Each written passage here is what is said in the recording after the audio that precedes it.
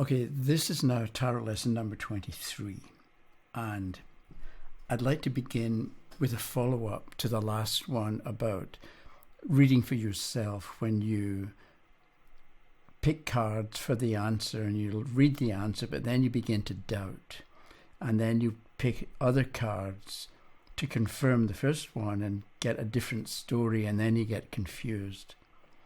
So does this mean that you can't read for yourself? And last time I suggested what you do is, in order to get an idea of the kind of frame of mind that you're in today, before you ask your question, you pick a card at random, and let's say you get the 5 of coins. And you think about this, or you have this in the back of your mind for a day, and see what ideas come to you about your own situation. Because maybe you look at this one and think, yes, I feel poor, I feel helpless. And so knowing that you feel helpless, you know that you may be looking for somebody to come along and save you. And so that's, you've got a better understanding of your current situation. And the follow-up idea is that various people over the centuries have said things like, you can't solve a problem from the same frame of mind that identified the problem. And they've got various ways of saying that. Some people talk about consciousness. So you can't solve a problem from the same state of consciousness that identified the problem or created the problem. And I think we do in a lot of ways create our own problems, but that's a different idea. So if we can't solve problems from the same state of mind or frame of mind or state of understanding that sees the problem, there's no point in asking questions if you're in that kind of state. And you know, when, let's say I want to know something and I know that I'm anxious, I know that I really want a particular answer, and I know that if I get the answer, I'm not going to trust it, because you know yourself. So when you're in that kind of state of mind or anxious position, there's no point in asking the question. So what you do, it's a bit like being in love. Remember when you were in love? When you were 19 or 20, or maybe you were lucky enough to be in love when you were in your 40s. But,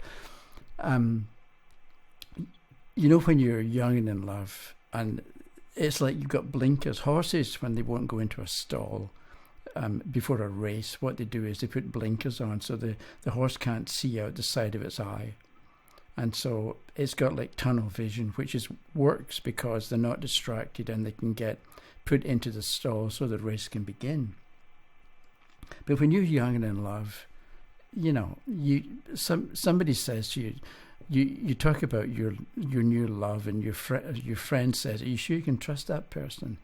And you either don't believe it or don't imagine it or know it's never going to happen, or one way or the other, you can't hear the answer, or you can't hear information, and you just don't let anything in. And it's the same idea when you're anxious about a reading or wanting a particular answer. There's no point in asking and expecting that whatever answer you get, you're not going to believe it anyway. So don't bother asking. Instead, pick a card to orient yourself, because it's like having a map, and at least you know where you are. You know your starting point. So there's that.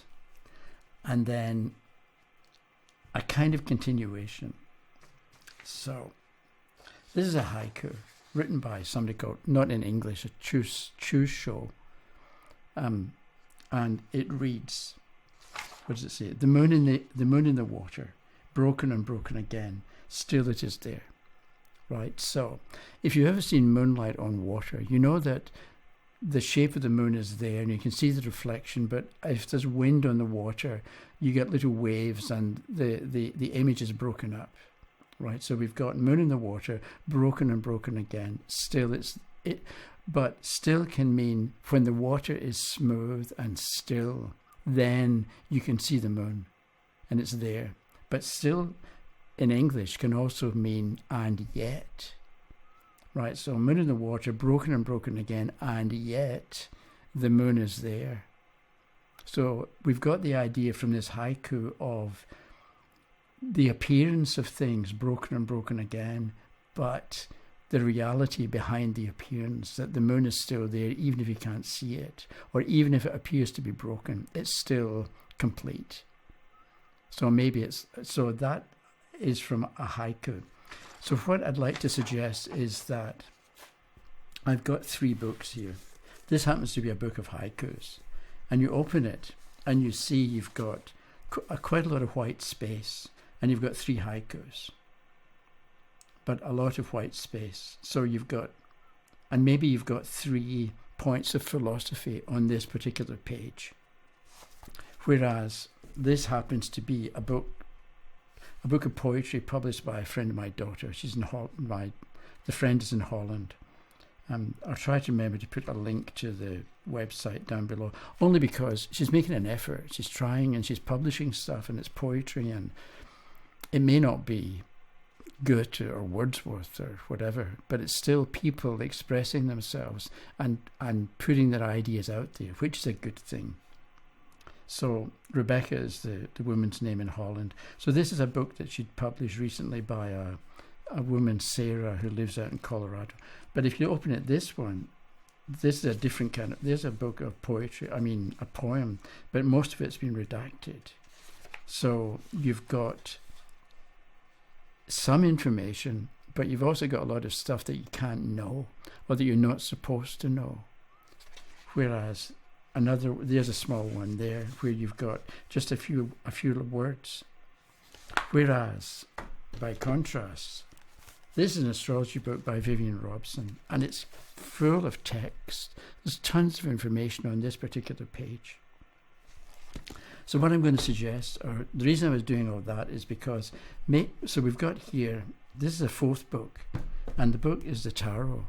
And instead of being bound, we've got 78 pages. I know we think of them as cards, but what if we looked at the deck as a book?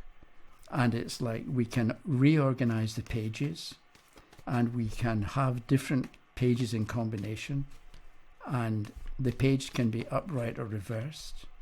So what we do is, instead of thinking, okay, I'm going to do a tarot reading, maybe what you think to yourself is, okay, the question is, I don't know, what's the secret of life? And I'm going to read 3 pages to get information about the secret of life. And this is going to be page 1, and that's page 2, and this is page 3. And if you remember the haiku book and the poetry book and the Vivian Robson book, each page can have a little information and teach a great lesson, like the moon on the water, it's still, the moon is there. Or it can be telling you something that you know, but you're aware that there's an awful lot that you don't know. Or it can just be full of information, like the Vivian Robson book. So what's the secret of life? The magician. What am I going to read on this page?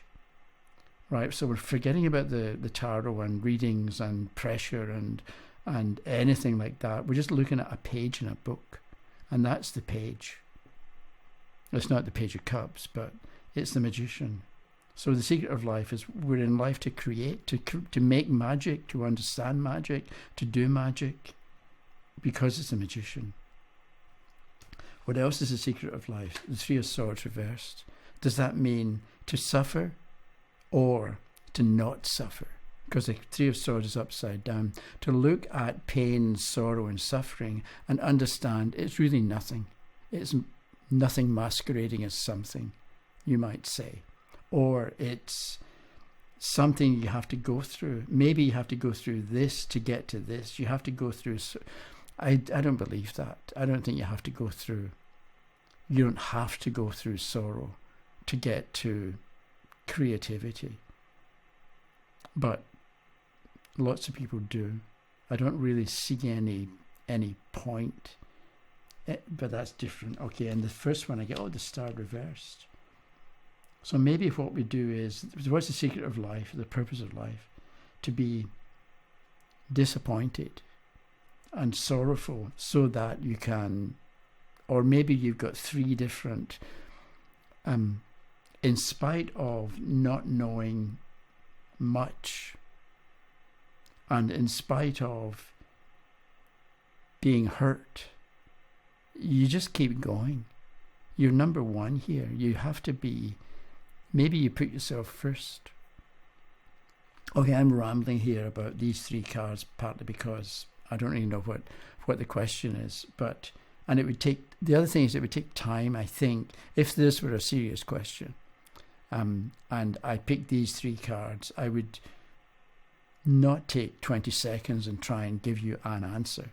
I would think through the different influences of these three cards and begin to make sense of it, because as I say here and there, it's not so much what does a card mean, it's more what sense does the card make in the answer to the question.